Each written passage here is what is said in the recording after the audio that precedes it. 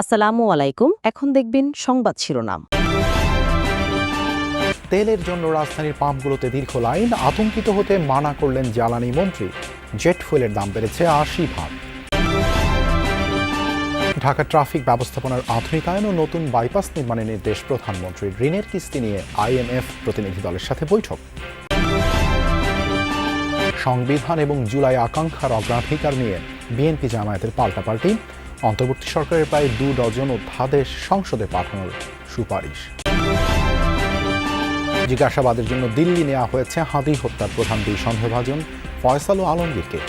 দেশে ফিরিয়ে এনে বিচার সরকারের অগ্রাধিকার। এতক্ষণ শুনছিলেন সংবাদ শিরোনাম, এখন দেখবেন বিস্তারিত। জ্বালানি তেলের খোঁজে রাজধানীর এক পাম্প থেকে অন্য পাম্পে ছুটছেন পরিবহন মালিক চালকরা। সকাল থেকে বেশিরভাগ ফিলিং স্টেশনে তেলের জন্য দীর্ঘ লাইন, কিন্তু মিলছে না কাঙ্ক্ষিত জ্বালানি। দুপুরের পর ডিপো থেকে পাম্পে তেল এলেও তা শেষ হয়ে যায় সন্ধ্যার আগে। পাম্প মালিকরা বলছেন ডিপো থেকে তাদেরকে কম তেল দেয়া হচ্ছে। রাজধানীর বিভিন্ন পাম্প ঘুরে দেখা যায় ফিলিং স্টেশন কর্তৃপক্ষ নিজেদের মতো রেশনিং করে তেল দিচ্ছে। ২ ঘন্টা লাইনে দাঁড়িয়েও শেষমেশ জ্বালানি তেল পাননি ব্যবসায়ী হাসান। তার আগেই ফুরিয়ে গেছে এই পাম্পের তেল। এখন অপেক্ষা ডিপো থেকে তেল আসার। এর আগে পাম্পে পাম্পে ঘুরেই শেষ করে ফেলেছেন গাড়ির জ্বালানি। এই পরিমাণ তেল ছিল হবে না। গতকালকে একবার 10 লিটার তেল নেওয়ার জন্য 10 লিটার তেল নষ্ট হয়েছে। আবার লাইনে দাঁড়ানো অনেকের বেলায় ঘটেছে এমন। সৌরভ পাম্পে গেছি, খালেক পাম্পে গেছি, এসপিতে গেছি, ওখান থেকে ইউটার্ন নিয়ে আবার এখানে আসছি। 11টা পাম্পে গেছি, গাজীপুর চৌরাস্তা থেকে শুরু করে বীজের শরীরের ওই মাথা মতো সিরিয়াল। তো ওইখান থেকে মনে করেন যে গাড়িটা স্টার্ট করতে গেলে 150 গ্রাম করে তেল একবারে জায়গা। সকাল থেকে কেউ কেউ এতটাই বিপাকে যে পরের কয়েকদিন কি করবেন বুঝে উঠতে পারছেন না। আমার গাড়িতে একটু তেলও নেই, যে ধাক্কায় নেব, আমার আর পায়ে সমস্যা। গভর্নমেন্ট বলতেছে যে প্যানিক হওয়ার জন্য না, আমরা প্যানিক না হয়ে সকালে আসছি, কিন্তু দেখেন অবস্থা প্যানিক হওয়ার মতোই তো অবস্থা। যাদের তেল প্রয়োজন তারা তো আসছে, প্লাস যাদের ধরেন আপাতত এখন দরকার নেই তারাও আসতেছে। জ্বালানি তেলের অপেক্ষায় লাইনে যখন শত শত যানবাহন, তখন পাম্প সংশ্লিষ্টরাও অপেক্ষায় কখন ডিপো থেকে আসবে তেলবাহী ট্রাক। ৪৫ থেকে ৫০ হাজার তেল লাগে, তো সেখানে আমার ১৮,০০০ তেল আমার আজকে উঠাইতে পারবো। তো বাদবাকি এটা শেষ হওয়ার পরে বাদবাকি তোমার পাম্প বন্ধই রাখতে হবে। দুপুর ১টার পর ফতুল্লার ৪ ডিপো থেকে তেলবাহী ট্রাকগুলো ঢুকতে থাকে রাজধানীর পাম্পে। অবসান ঘটে দীর্ঘ প্রতীক্ষার। সবাই চান ফুল ট্যাঙ্ক তেল, কিন্তু এক এক পাম্পে এক এক রকম রেশনিং। 500 টাকা করে দিতেছে বস। 500 টাকা করে দিতেছেন, এর চেয়ে বেশি দিচ্ছেন না, এর থেকে বেশি দেওয়া হচ্ছে না। ডেইলি তাহলে এইভাবে দিবেন?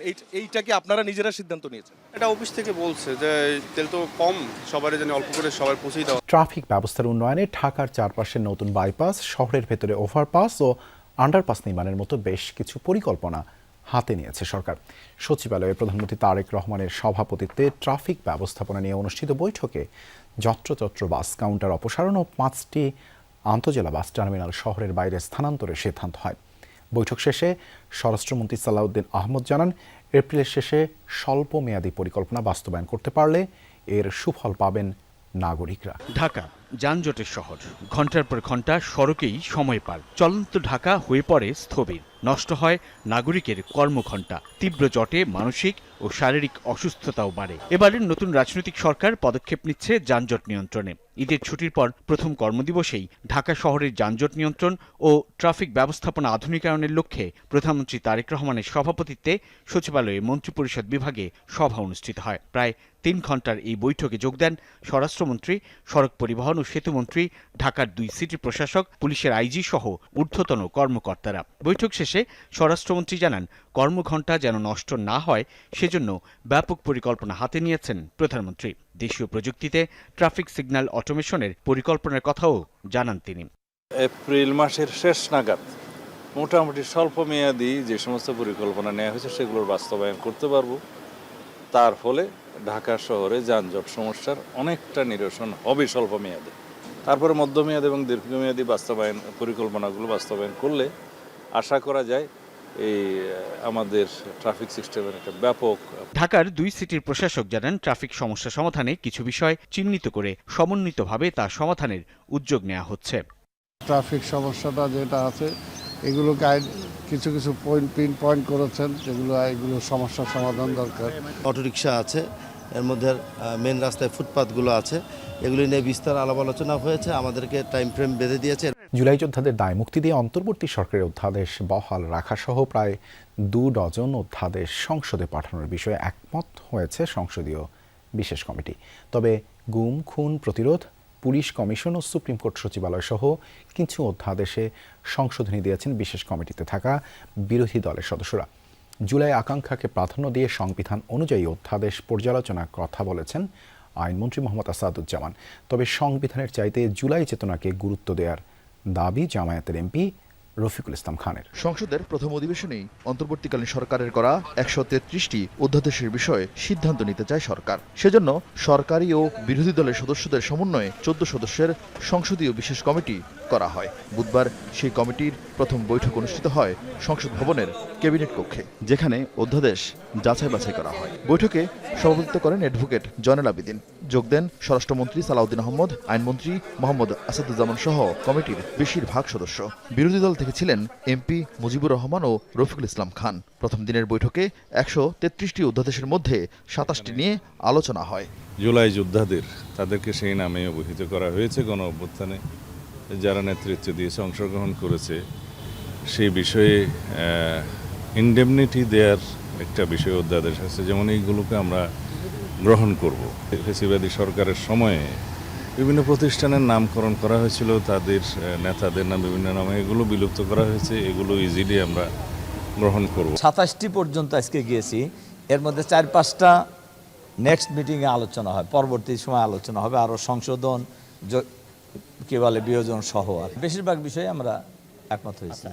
অধ্যাদেশের গুরুত্ব বিবেচনায় আরও কয়েকটি বৈঠক করবে সংসদীয় এই বিশেষ কমিটি, যার মধ্যে কিছু অধ্যাদেশ কোনো পরিবর্তন ছাড়াই সংসদে উত্থাপিত হবে, কয়েকটি হবে সংশোধন করে। সংবিধান নাকি জুলাই আকাঙ্ক্ষা আলোচনায় কোন বিষয়ে গুরুত্ব পাচ্ছে কমিটির কাছে?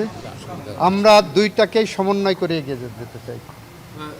সংবিধান এবং জন আকাঙ্ক্ষা দুইটাকে সমন্বয় করে সংবিধান অবশ্যই সবার থেকে এগিয়ে থাকে। জুলাই আকাঙ্ক্ষাকে সামনে রেখে, এই চেতনাকে সমুন্নত রেখে সংবিধানের পরিবর্তন করার দরকার হলে পরিবর্তন হবে। সংবিধান তো কোনো ওহিও না, কোনো কোরআনও নয়, বরঞ্চ এইটা দেশের প্রয়োজনে, জনগণের প্রয়োজনে পরিবর্তন হতেই পারে। কলকাতায় আটক হাদি হত্যার আসামিদের জিজ্ঞাসাবাদের জন্য এখনও কনসিউলার অ্যাক্সেস পায়নি ঢাকা। পররাষ্ট্র প্রতিমন্ত্রী বলেছেন, তাদের ফিরিয়ে এনে বিচার কার্যকর করা সরকারের অগ্রাধিকার।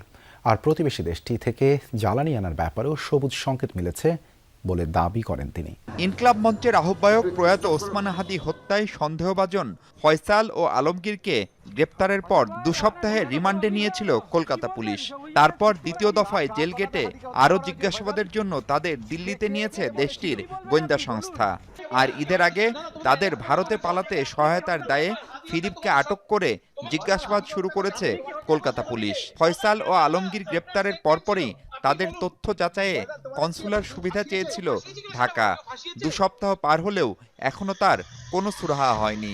আমরা তাদেরকে পুশ করছি, কারণ যেহেতু এটা বাংলাদেশের নাগরিক হত্যা হয়েছে, হত্যাকারী ভারতে অ্যারেস্ট হয়ে থাকে, আসামিকে দেশে ফিরিয়ে আনা, সাজা দেওয়াটা আমাদের টপ মোস্ট প্রায়োরিটি এই হাদি হত্যার ব্যাপারে, এবং সেটা বিচার আমরা নিশ্চিত করবো ইনশাল্লাহ।